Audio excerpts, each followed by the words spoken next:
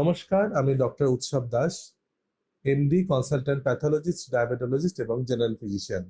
আজকে আমরা আলোচনা করব অবস্ট্রাকটিভ স্লিপ অ্যাপনিয়া নিয়ে।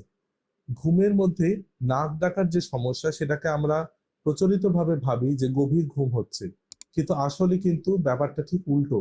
যখনই আমাদের ঘুমের মধ্যে কোনো রকম অবস্ট্রাকশন হয়, আমাদের শ্বাস নালীর মধ্যে কোনো রকম ব্যাঘাত সৃষ্টি হয়, তখন আমাদের শ্বাসটা কিছুক্ষণের জন্য আটকে যায় বা একটা শব্দ নির্গত হয়।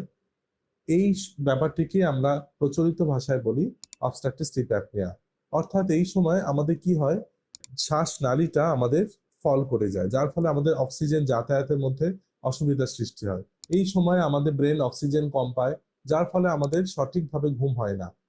নিয়মিত এটা হওয়ার ফলে কি হয়, আমাদের সকালবেলা যখন ঘুম থেকে উঠে আমাদের ফ্রেশ লাগে না, কাজের জায়গায় গিয়ে আমাদের হাই উঠতে থাকে, বারবার ঘুম পায়, একটা ইরিটেশন সৃষ্টি হয়। এবং ক্রনিক্যালি এটা চলতে থাকলে তার মধ্যে উচ্চ রক্তচাপ, হার্টের সমস্যা ইত্যাদি নানা রকম সমস্যা দেখা যায়।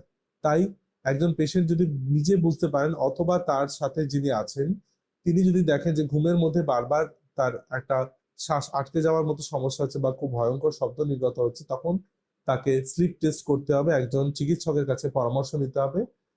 এই অবস্ট্রাকটিভ স্লিপ অ্যাপনিয়ার সঠিকভাবে চিকিৎসা না করলে কিন্তু হার্টের সমস্যা এবং উচ্চ রক্তচাপের সমস্যা ভীষণ ভয়ানক আকার ধারণ করতে পারে। অনেক ক্ষেত্রে মানুষের মৃত্যু অবধি ঘটতে পারে। সুতরাং তার ট্রিটমেন্ট কি আছে? একদিকে মেশিনের মাধ্যমে সাপোর্ট, যাকে আমরা সিপ্যাপ মেশিন বলি। এছাড়া আমাদের ওজন কমাতে হবে, কারণ ওবেসিটি একটা অত্যন্ত ইম্পর্টেন্ট ফ্যাক্টর। ওজন কমাতে হবে, আমাদের সিপ্যাপ মেশিন ইউজ করতে হবে, এবং প্রপার লাইফস্টাইল, এইগুলোর মাধ্যমে আমরা কিন্তু রোগটাকে কন্ট্রোল করতে পারি। এই বিষয়টিকে আমাদের মধ্যে আরো বেশি ছড়িয়ে দেওয়ার জন্যই আজকে আমাদের এটা নিয়ে আলোচনা করা।